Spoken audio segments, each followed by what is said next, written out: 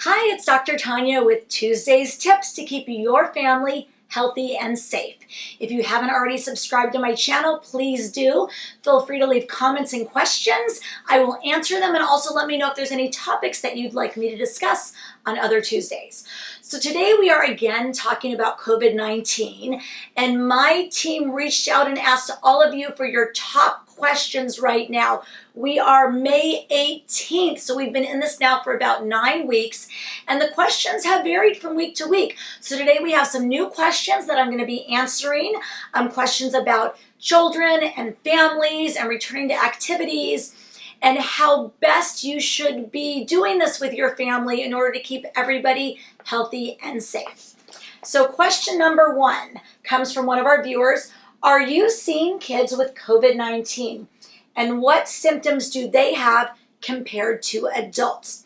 So this is a great question because kids are really getting different symptoms than their parents and grandparents. And right now, because the kids have been home from school, what I'm seeing in my patients and other families in the area is that the parents or the grandparents might be catching COVID-19 when they're, at work with their friends or at the grocery store and bringing it home.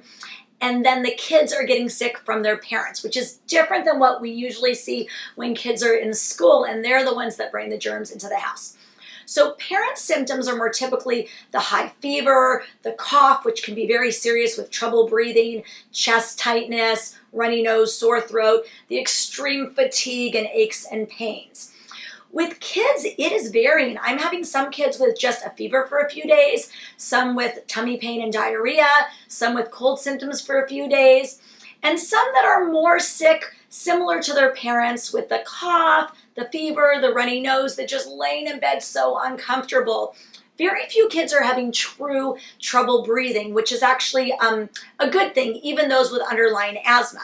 That said, anyone of any age can get very seriously sick from COVID-19. So that's why we really stress all of the preventive measures, such as washing your hands, wearing a mask when you go outside, and physical and social distancing.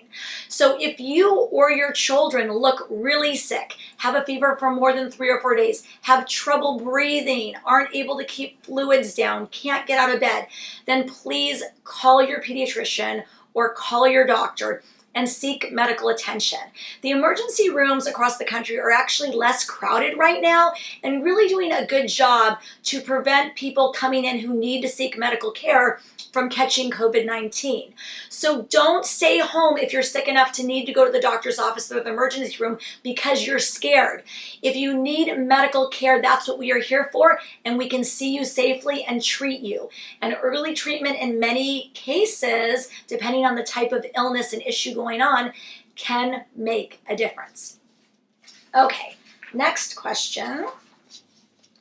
Should parents worry about this new multi-inflammatory syndrome in children, or MIS-C? And I think this leads in very nicely from the previous question. So this is a new syndrome that we've been seeing across the country, actually across Europe as well, more in New York than on the West Coast, although we have had our fair share of these cases here in the Los Angeles area. But essentially what we're seeing is that about 4 to 6 weeks after being exposed to COVID-19, whether or not kids had symptoms of COVID-19 that we just talked about or not, maybe they were just exposed by a parent, or a friend, their body is having this overwhelming inflammatory immune response, and they're developing massive inflammation all over their body, and more than one organ is being involved. And so the typical picture might be fever for a few days, red eyes, red mouth, rash on the body, abdominal pain, diarrhea, and these kids look really sick. It kind of mirrors an inflammatory condition called Kawasaki disease, which as a pediatrician, I usually see a case, every 5 or so years. And with Kawasaki syndrome, it's defined as classically fever for 5 days, enlarged lymph nodes, rash on the body, red eyes, red lips, red tongue. And these kids do need to be identified and treated as soon as possible. What we do is put them in the hospital and give them something called IVIG, which also seems to be helping in this MIS C condition, the Multi Inflammatory Syndrome in children that the CDC just labeled last week, with this new name. And now that it's a reported condition, we are having more and more pediatricians and emergency room doctors across the country that are identifying this, which helps because we're now able to study these cases, collect data, and figure out, why is this happening and a way to better treat these kids. But right now we are treating them with IVIG, in some cases steroids, in some cases aspirin and fluids and supportive care. And in almost all cases, the kids are fully recovering. So I find that parents are asking, do I need to be worried about this and what do I need to be on the lookout for?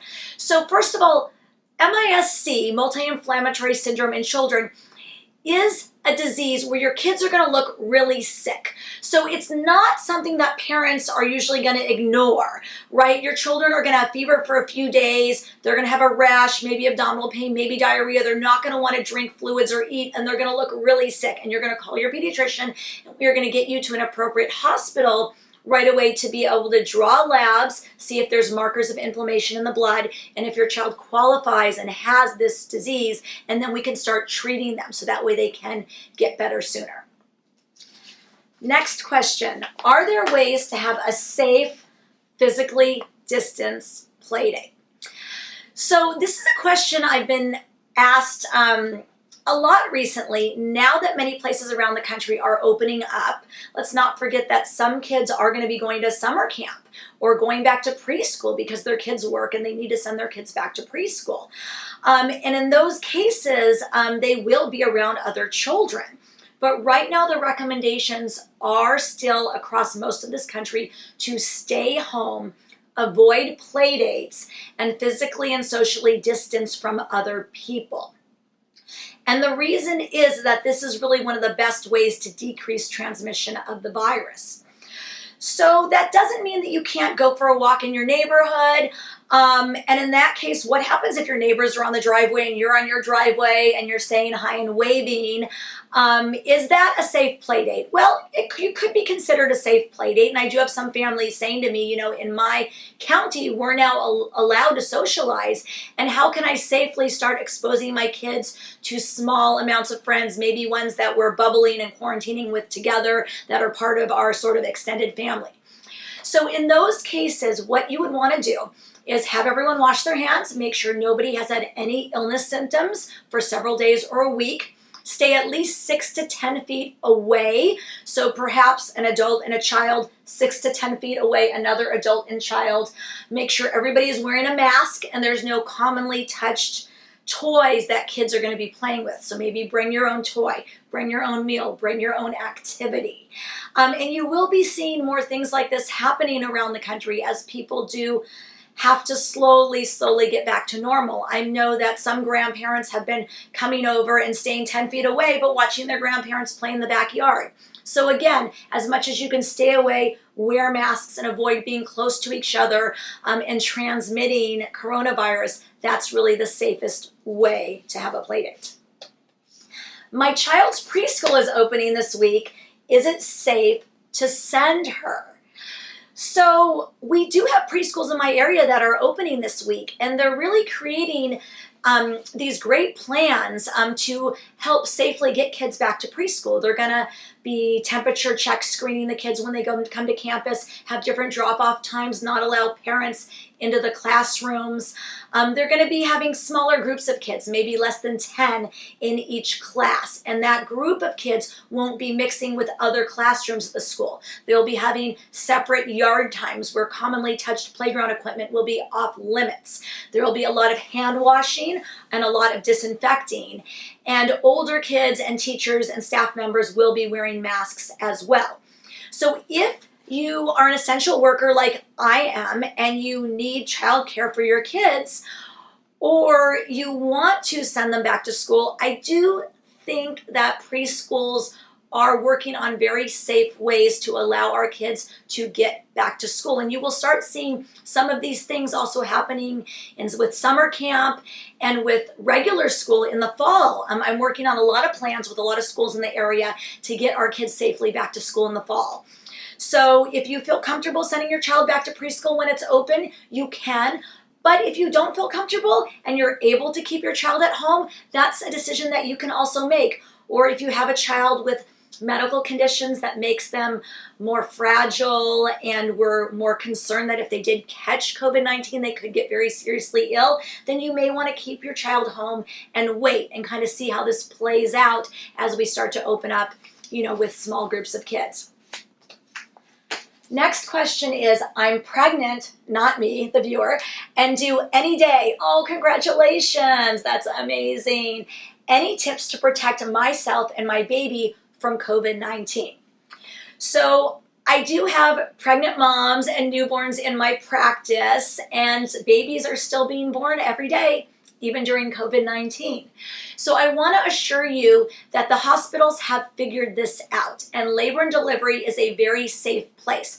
Many hospitals now are testing moms, nasal swabbing them to check them for COVID-19, as well as a partner or visitor who they might be bringing with them.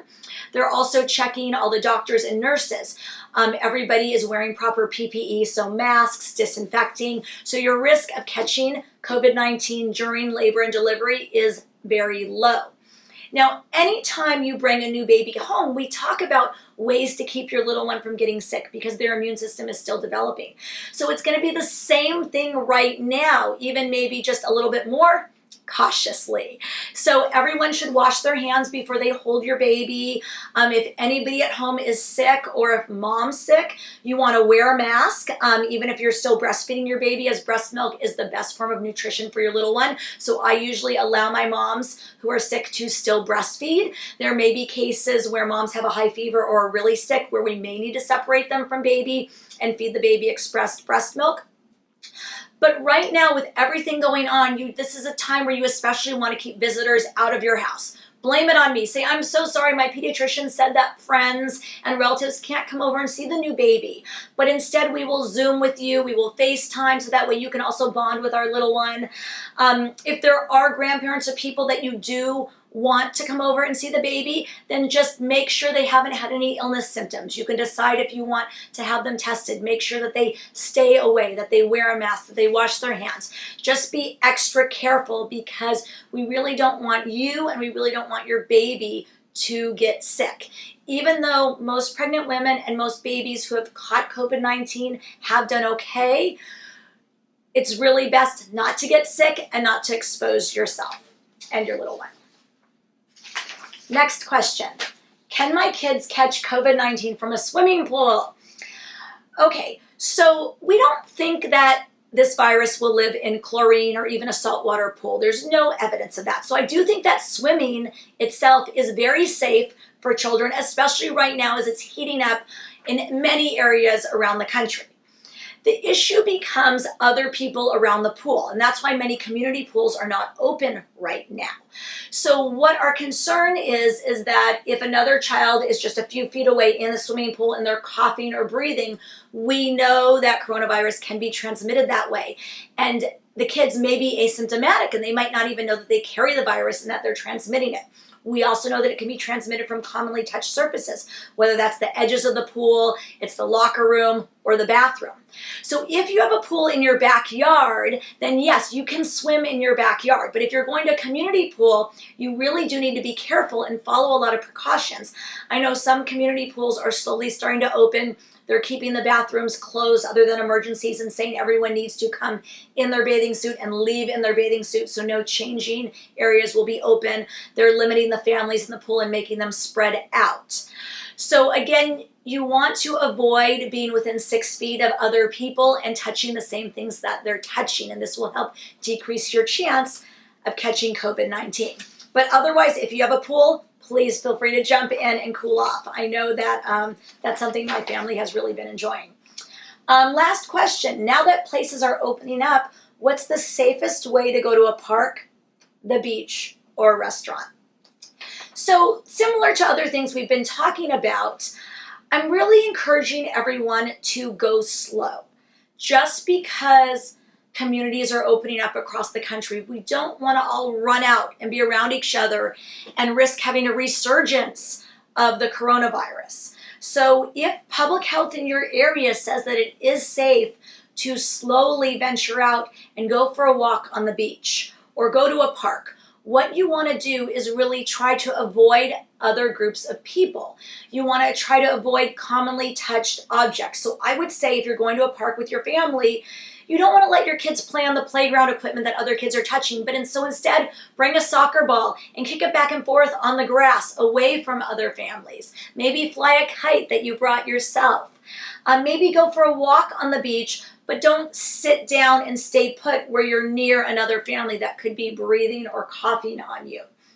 Restaurants do make me a little more nervous. I do like supporting local businesses, so that goes back to, takeout and delivery. I don't know yet when I'll feel comfortable eating in a restaurant, but things that I would want to do is eat outside. We know that being outside dramatically decreases your risk of catching the coronavirus from another family that might be seated nearby. Hopefully the tables are 6 feet away. Make sure that everybody washes their hands. When you're not eating, wear a mask when you're walking around and into the restaurants. Buffets have always made me nervous, even before COVID-19. I was the one who wouldn't let my kids touch the serving utensils at buffets, and I would use a napkin to serve everybody and then go wash my hands before I sat down and ate. And this is something that we're all going to be doing now. If you touch anything that anybody else has touched, whether it's a doorknob or a water pitcher, you are going to have to make sure that you wash your hands very well before you sit down and eat. And this is just sort of going to be the new normal when we all get out again and start going to restaurants and dining. But we will get back out in society. It will happen. Just please take your time and be safe about it. Thank you so much for joining me today. I'm Dr. Tanya Altman, and please tune in next Tuesday for more tips to keep your family healthy and safe.